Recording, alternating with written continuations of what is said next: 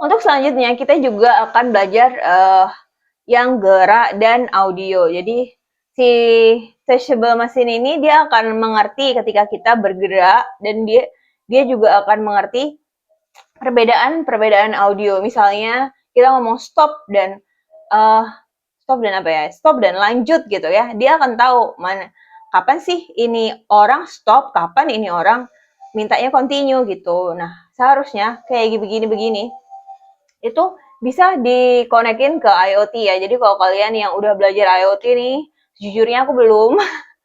Jadi aku nggak ada kapabilitas untuk ngajar IoT. Better mentor lainnya aja. Kayaknya di mentor lain ada yang ngajar IoT ya. Kalian bisa cek di sana dan itu di Arduino itu kalian bisa konekin ke teachable machine ini. Jadi misalnya use case-nya apa kak? Use case-nya ketika bilang stop, aplikasi kalian berhenti. Ketika kalian bilang continue atau lanjut, aplikasi kalian jalan gitu. Atau kalau suara, itu tadi suara, bisa juga apa? Bisa juga yang bukan suara, apa bukan suara ya? Misalnya yang gerak, misalnya kalau kalian bilang kayak gini, kalau gerakan kalian seperti ini, aplikasinya stop. Kalau gerakan kalian apa ya? Seperti ini, misalnya aplikasinya jalan gitu. Nah, itu bisa kalau kalian konekin ke uh, pendeteksinya kalian konekin ke IoT ya gitu. Lagi ya. Jadi ya intinya sih teachable machine ini sesuatu yang sangat pemula ya. Jadi kayak introduction untuk kalian misalnya ternyata kalian mainan ini kalian suka gitu ya udah besok-besoknya kalian ya belajarlah machine learning, belajarlah Python gitu kan karena biasanya machine learning itu pakai Python, PyTorch, Keras dan lain-lain gitu.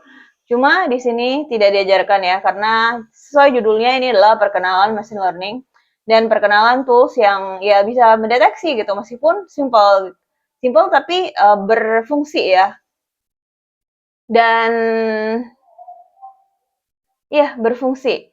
Dan sejujurnya hackathon MIT kemarin kalau menang tau dan ada orang yang pakai MIT ini pakai teachable machine ini dan menang gitu dan pemenangnya itu gratis ke USA gitu jadi kalian menurutku ya nggak usah mengecilkan suatu tools nggak usah Allah ini gampang bla bla bla tapi ternyata tools yang gampang pun bisa membawa seseorang ke Amerika ya gitu jadi kemarin itu pemenang yang pakai teachable machine setauku pemenang yang tahun lalu ya. Kalau yang tahun ini nggak tahu ada yang pakai TM yang menang atau enggak.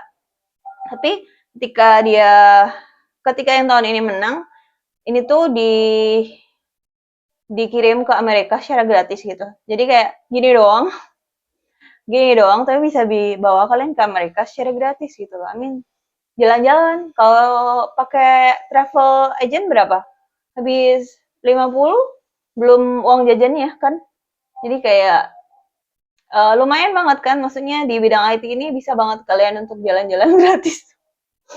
Meskipun jalan-jalannya sambil presentasi ya. So, itu mungkin sebuah insight dari aku ya. I mean, tidak usah mengecilkan suatu tools karena gampang, nggak usah juga menyembah-nyembah, misalnya menyembah-nyembah codingan karena susah dan kompleks gitu ya. Kalau di pikiran aku ya, kalau ada yang gampang ngapain susah gitu. Kalau ada yang lebih gampang, ya mending yang gampang gitu. Cuma memang biasanya aku kalau ambil klien, aku akan tetap coding sih. Jadi ada tim yang akan coding gitu. Ya, so ini cuma buat pembelajaran aja. Semoga ada yang bermanfaat ya dari ilmunya. Nanti maybe aku akan kasih tahu contoh-contoh karena waktunya kurang 20 menit. Aku akan kasih tahu cara pakai yang gerak dan juga cara pakai audio di teachable machine ini ya. Semoga bermanfaat ilmunya. Oke? Karena kalau buat portofolio lucu banget sih. Maksudnya lumayan keren sih karena nggak semua orang tahu juga kan. Ternyata bisa loh pakai no code ya kan.